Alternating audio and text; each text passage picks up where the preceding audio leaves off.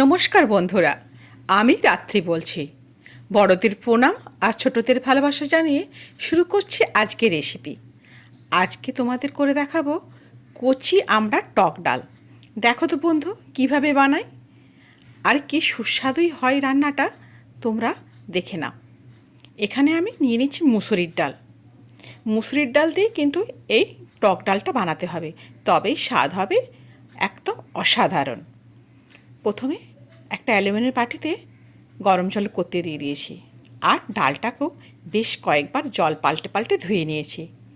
যখনই জল থেকে দানা দানা উঠছে, অর্থাৎ হালকা গরম হয়েছে, তখন দিয়ে দিলাম ওই ধুয়ে রাখা মুসুরির ডালটা।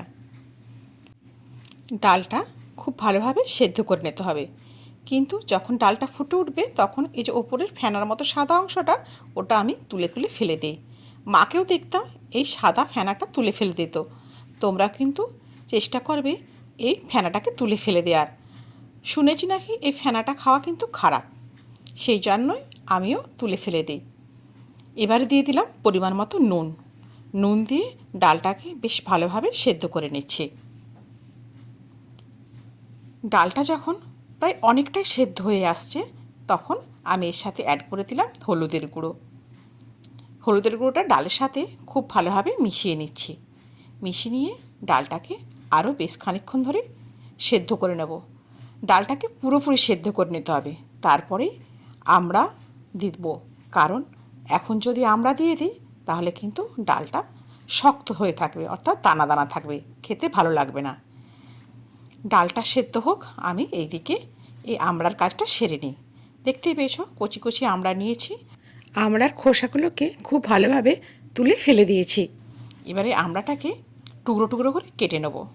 যদি বড় আমড়া হয় বা আঁঠি হয়ে যায়, তখন তোমরা একটু শিলনোড়ায় করে থেতো করেও এই ডালটা বানাতে পারো, তাতেও কিন্তু স্বাদ হয় ভালো। আমি আজকে কচি আমড়া দিয়ে ডালটা বানাচ্ছি। এই ডালটা করলে এত ভালো একটা ফ্লেভার আসে, দারুণ খেতে হয়। নিরামিষ ডাল, কিন্তু খেতে হয় অনন্য। আমড়াটা দিয়ে খুব ভালোভাবে সেদ্ধ করে নিচ্ছি, কারণ ডাল আমার সেদ্ধ হয়ে আছে, আমড়াটাও কচি, খুব একটা সেদ্ধ করতে সময় লাগবে না। মিনিট 2-3 ধরে ফুটিয়েতে ডালটা আর আমড়াটা দুটোই পুরোপুরি সেদ্ধ হয়ে গেছে। কড়াইয়ে সর্ষের তেল গরম করে দিয়ে দিলাম 5 ফোড়ন, দিয়ে দিলাম তেজপাতা আর শুকনো লঙ্কা। এই 5 ফোড়ন, শুকনো লঙ্কা, তেজপাতা দিলে কিন্তু ডালের ফ্লেভারটা খুব ভালো আসে। ব্যাস, কাজ সারা। এবার ডালটা এই কড়াইয়ের মধ্যে দিয়ে দিলাম। ডালটা ফুটে উঠলে রান্না সারা হয়ে গেল। বন্ধুরা, যদি ভিডিওটা ভালো লাগে অবশ্যই চ্যানেলটাকে সাবস্ক্রাইব করে আমার পাশে থেকো।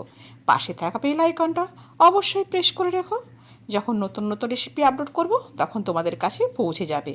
আর আমার চ্যানেলে যদি নতুন দর্শক বন্ধু এসে থাকো, তারাও কিন্তু আমার চ্যানেলটাকে সাবস্ক্রাইব করে আমার পাশে থেকো বন্ধু।